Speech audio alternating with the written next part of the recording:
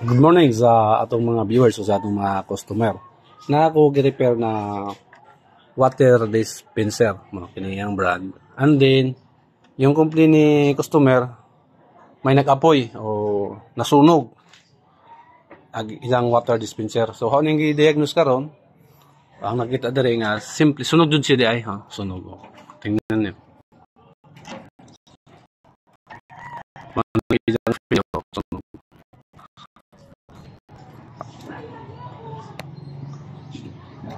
Pati ang isang heater.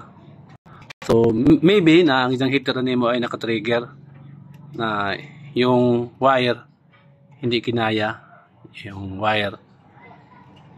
Pas pag heater, pag gamit kayo ng mga heater, mount to.